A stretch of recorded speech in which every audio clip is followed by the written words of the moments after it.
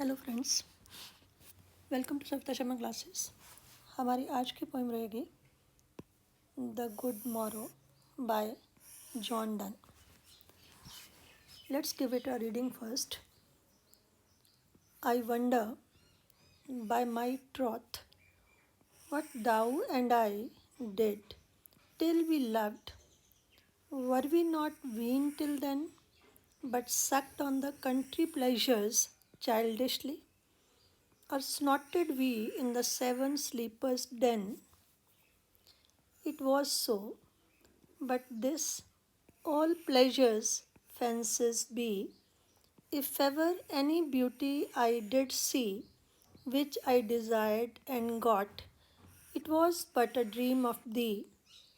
And now, good morrow to our waking souls, which watch not one another out of fear, for love, all love of other sides controls, and makes one little room, and everywhere. Let sea discoverers to new worlds have gone, let maps to others, worlds on worlds have shown.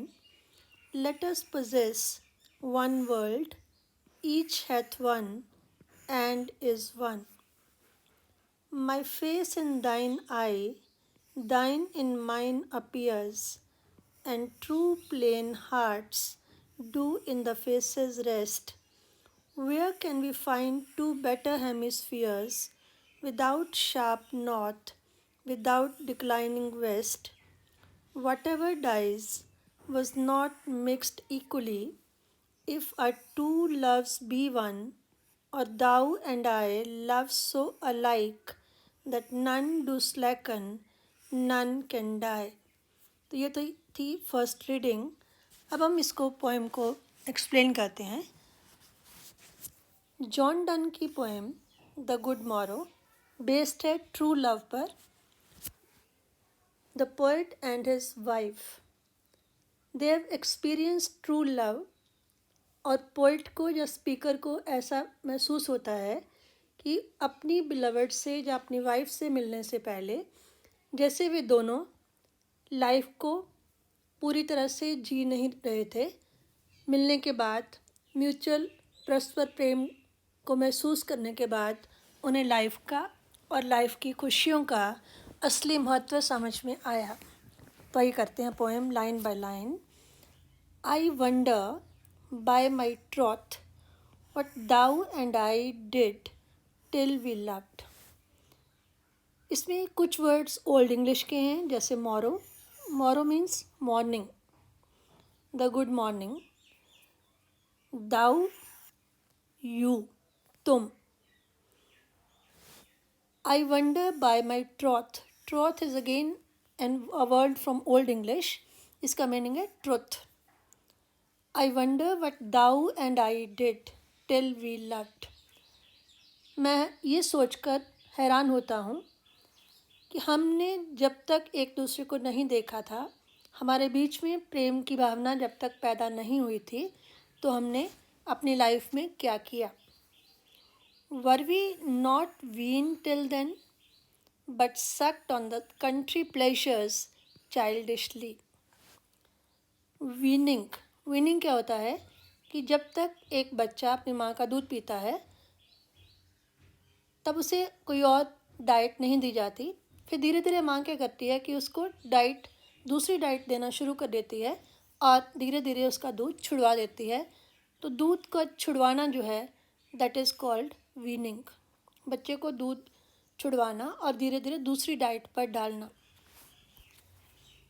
अब यहाँ पर क्या है कि poet अपने को और अपनी बिलवेड को या वाइफ को कंपेयर कर रहा है छोटे बच्चों के साथ।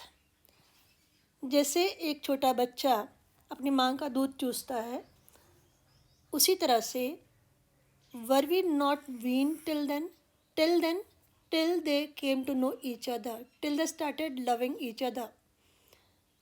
तो क्या तब तक हम बच्चों की तरह अपनी माँ का दूध चूस रहे थे, या फिर हम केवल country pleasures mean day to day life की ऑर्डिनरी प्लेजर्स, बहुत साधारण सी बातों में खुशी को ढूंढना।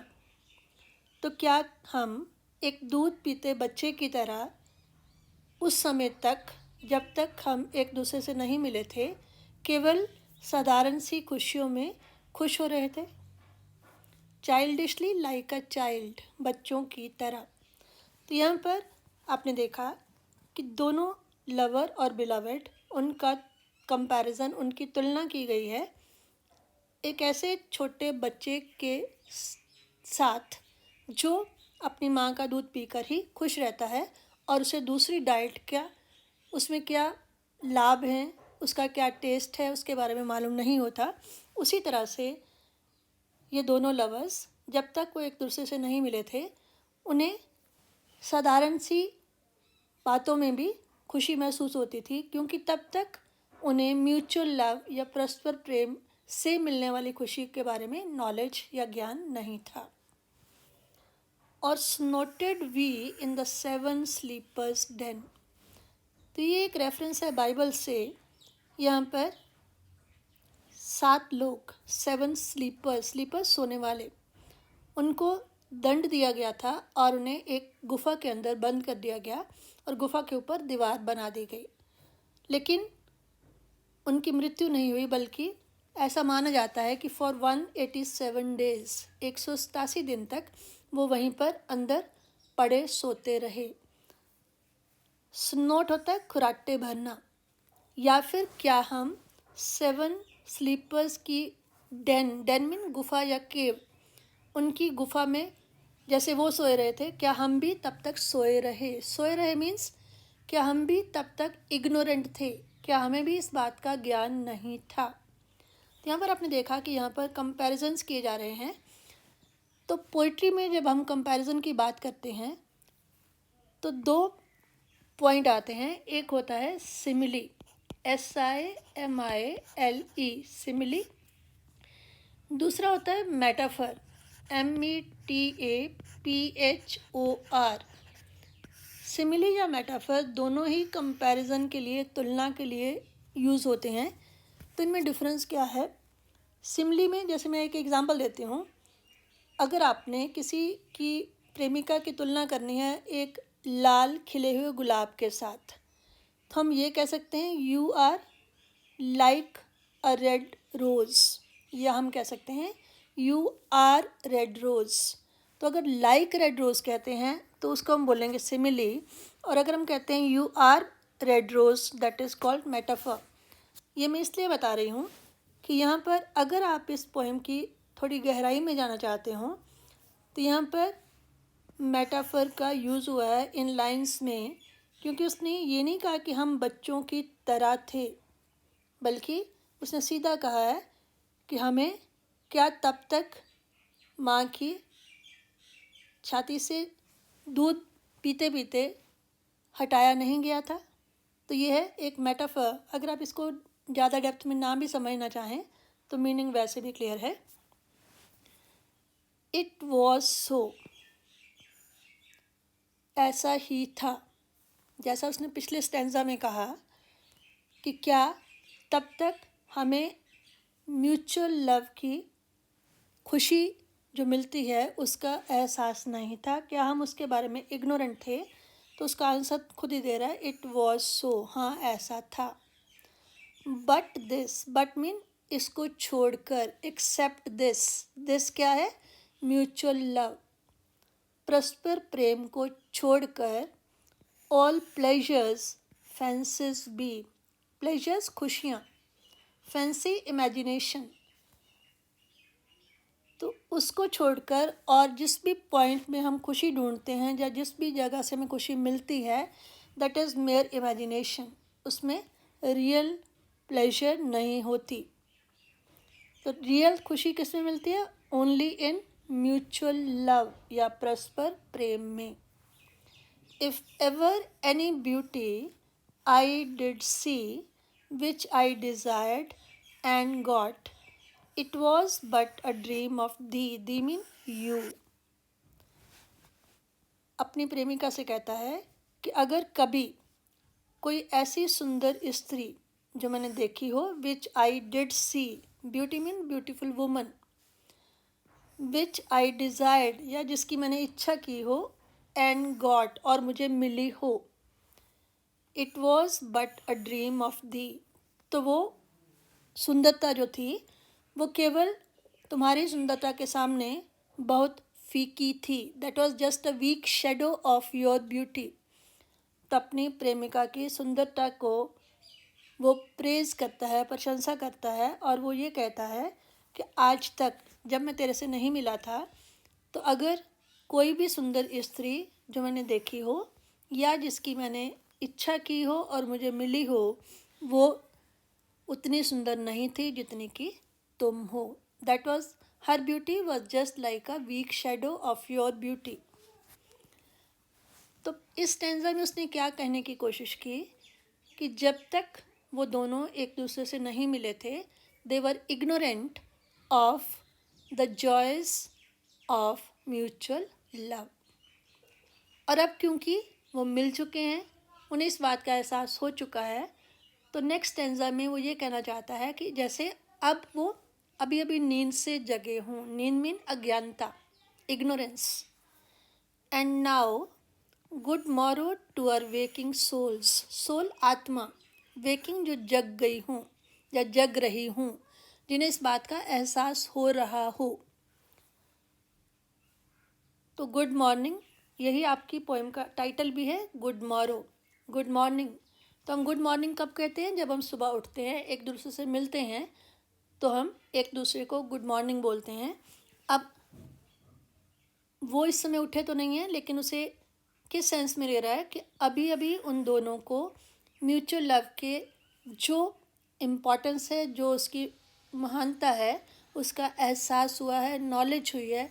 In that sense they have just woken up, वो अभी अभी उठे हैं, जगे हैं, इसलिए वो एक दूसरे को गुड मॉर्निंग कहते हैं। Which watch not one another out of fear, watch करना, ऑब्जर्व करना, बड़े ध्यान से देखना।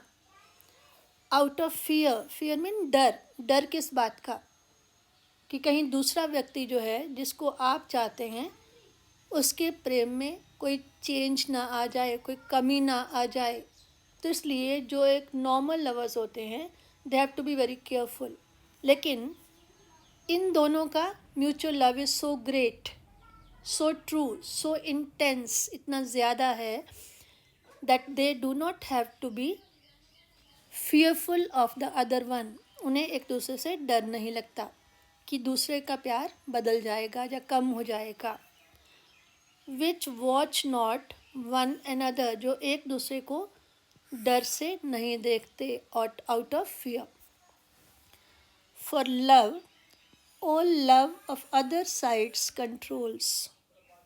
फॉर यहाँ पर बिकॉज, क्योंकि जो लवर्स होते हैं, they do not wish to see other people or to see other places, or love of other sight, दृश्य, नज़ारे। तो जब लोग एक दूसरे को प्यार करते हैं, तो वो उनका जो परस्पर प्रेम होता है, वो इस बात को कंट्रोल कर देता है, उस पर अंकुश लगा देता है कि उनकी इच्छा नहीं रहती किसी दूसरे व्यक्ति या किसी दूसरे स्थान को देखने की या वहाँ पर विज़िट करने की। And makes one little room and everywhere, little room एक छोटा सा कमरा जिसमें वो दोनों बैठे हैं, वही उनके लिए पूरा संसार बन जाता है। That small room in which they are sitting, that represents the whole world to each of them, उन दोनों के लिए वो रूम ही पूरे संसार का काम करता है। इसी बात को आगे एक्सप्लेन करता है। Let sea discoverers to new worlds have gone. Sea discoverer, discover करना, खोज करना। तो आपको मालूम है, जैसे मैं कोलंबस डिस्कवर्ड अमेरिका, कोलंबस ने अमेरिका की खोज की, तो यूरोपियन लोगों के लिए कोलंबस से पहले नॉर्थ अमेरिका, साउथ अमेरिका, जो उसके आसपास के जितने भी टापू वगैरह हैं, उनके बारे में उन्हें मालूम नहीं था। तो अब धीरे धीरे समुंदर में जाने वाले जो नाविक थे, उन्होंने नए वर्ल्ड्स, नए संसार की खोज की। कहता जो सी डिस्कवरर हैं, समुंदर वाले खोजी हैं, वो नए संसार में जाएं। Let maps to others worlds on worlds have shown. Map, नक्शा। और जब नई जगह की खोज होगी तो मैप में चेंज आएगा, नई नई जगह जुड़ जाएंगी। तो पोइट क्या कहता है, जो स्पीकर क्या कहता है कि हमें परवाह नहीं, चाहे डिस्कवरर कितने ही नए संसार को खोज लें या फिर वर्ल्ड मैप में कितने ही नई नई जगह ऐड हो जाएं। Let us possess one world. हमारे लिए ये रूम ही पूरा संसार है। पोजेस करना, किसी का स्वामी होना, मालिक होना, तो हमारे लिए एक संसार काफ़ी है। Each hath one and is one. Hath mean has, ये भी ओल्ड इंग्लिश का वर्ड है। Each mean each of the two lovers. उन दोनों के लिए, उन दोनों के पास एक संसार है। एंड इज़ वन, और हर एक दूसरे के लिए एक संसार के बराबर है। तो यहाँ पर क्या मीनिंग है कि मेरे पास एक है और मैं तुम्हारे लिए भी एक संसार का काम करता हूँ। मीन्स दोनों के लिए, दोनों एक दूसरे के लिए एक संसार के समान हैं, और उन्हें और नई नई जगह के बारे में जानने का, या वहाँ पर जाकर विज़िट करने का कोई भी उनकी इच्छा नहीं बची है। माई फेस इन दाइन आई, दाइन इन माइन अपीयर्स। दाइन भी ओल्ड इंग्लिश तुम्हारा, योर। मेरा चेहरा तुम्हारी आंखों में और तुम्हारा मेरी आंखों में अपीयर होता है।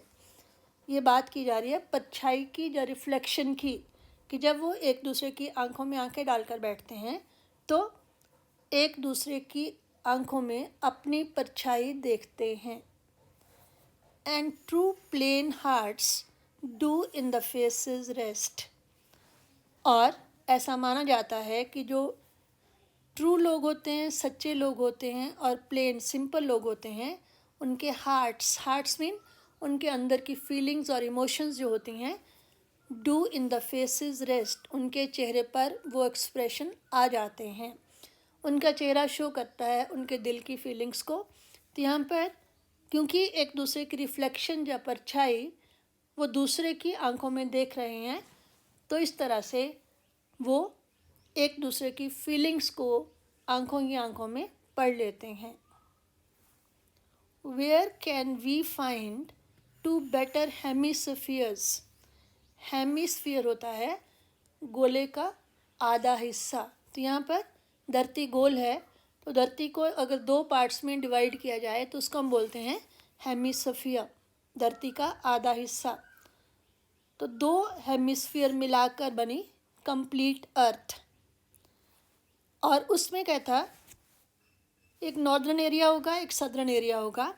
विदाउट शार्प नॉर्थ, तो नॉर्थ एरिया जो होता है, उत्तरी हिस्सा, उसमें बहुत ज़्यादा सर्दी होती है, तीखी सर्दी, शार्प नॉर्थ। तो वहाँ पर नॉर्दर्न एरिया की माइनस पॉइंट हो गया, वीक पॉइंट हो गया कि वो बहुत ही ठंडा है। विदाउट डिक्लाइनिंग वेस्ट, और वेस्टर्न एरिया होता है जिसमें सूर्य अस्त होता है, तो उसको हम सूर्यास्त को कहते हैं। डिक्लाइन करना या कमज़ोर होना या फिर फेड होना, क्योंकि उस दिशा में जाकर सूर्य मध्यम पड़ जाता है, डिम पड़ जाता है और अल्टीमेटली समाप्त हो जाता है। तो इसलिए कहता है कि दोनों हेमिस्फीयर्स जो हैं उनमें कोई ना कोई बुराई है, कमी है, प्रॉब्लम है। Where can we find two better hemispheres, तो हम इनसे बेटर हेमिस्फीयर कहाँ पर ढूंढ सकते हैं जिसमें ना तो नॉर्थ की तीखी सर्दी हो और ना ही वेस्ट का डिक्लाइन हो, कमी हो, फेडिंग हो। Whatever dies was not mixed equally. तो ऐसा माना जाता है कि मरते लोग क्यों हैं, क्योंकि जिन एलिमेंट से वो बनते हैं वो एलिमेंट उनके अंदर अच्छी तरह से प्रॉपर वे में बराबर बराबर मिक्स नहीं किए गए थे। लेकिन if our two loves be one or thou and I love so alike, alike mean बिल्कुल बराबर, अगर हम दोनों का प्रेम इतना ज़्यादा बराबरी का है, इंटेंस है और इतना ज़्यादा एक जैसा है कि हम एक सिंगल यूनिट की तरह हैं, तो जो उसने पहले में क्वेश्चन पूछा था, where can we find two better hemispheres, जिसमें ना तो नॉर्थ की शार्प कोल्डनेस हो और ना ही वेस्ट की फेडिंग अवे वाली फीलिंग हो, तो उसका आंसर है they can find such hemispheres in their mutual love which is so complete that they will never fade away or their love will never be killed. That none do slacken, slacken mean कमी होना, कम पड़ना, धीमा मध्यम पड़ना, none can die. तो poet says कि केवल उनका म्यूचुअल लव जो है that is the only place, यहाँ पर उन्हें एक ऐसा संसार देखने को मिल सकता है जिसमें कोई भी कमी नहीं आएगी, जो कभी भी ख़त्म नहीं होगा, समाप्त नहीं होगा, because there love for each other is so intense, so passionate and so equal and true. तो ये थी हमारी पोएम गुड मॉरो। इसमें आपने देखा कि पोएम है तो बेस्ड लव थीम पर, लेकिन क्योंकि जॉन डन को एक मेटाफिज़िकल पोइट माना जाता है, तो मेटाफिज़िकल पोइट्री में क्या होता है कि ऐसे ऐसे कंपैरिजन लिए जाते हैं जो कि विट्टी हों, विट्टी मीन जो विजडम से भरपूर हों या फिर जिनके बारे में हमें सोचने पर मजबूर हो जाएं। तो जो ट्रेडिशनल कंपैरिजन किए जाते थे लव पोइट्री में, इसमें डिफरेंट इमेजेस या डिफरेंट कंपैरिजन्स किए गए हैं। अब हम आते हैं थीम की तरफ। तो इस पोएम में थीम तो वही है, true love, it's depth and devotion, सच्चा प्रेम और उसकी गहराई। The poem celebrates the happy and satisfied love of the poet and his wife. Satisfied जिसमें पूरी तरह से उन्हें सेटिस्फेक्शन है, संतुष्टि है और वो खुश हैं, पोएट और उसकी wife. Their love for each other is true and they have no fear that love of either of them might fade with time. तो उनका प्रेम एक दूसरे के प्रति सच्चा है और उन्हें इस बात का कोई डर नहीं है कि उन दोनों में से किसी एक का प्रेम भी टाइम के साथ साथ फेड हो सकता है। They are so closely attach to each other, वो एक दूसरे के साथ इतने ज़्यादा जुड़े हुए हैं that none can be separated, किसी को भी दूसरे से अलग नहीं किया जा सकता, and no one has the power to kill their love, और किसी में इतनी पावर नहीं है, शक्ति नहीं है कि उनके प्यार को मार सके। तो आई होप आपको पोएम क्लियर हो चुकी होगी। अगर आपको वीडियो पसंद आए तो इसे शेयर करें, लाइक करें और जिन्होंने सब्सक्राइब ना किया हो उसे ज़रूर सब्सक्राइब करें ताकि आने वाली वीडियोस उन तक पहुंच पाएँ। उसके लिए बेल आइकन को दबाना भी मत भूलें। Thank you.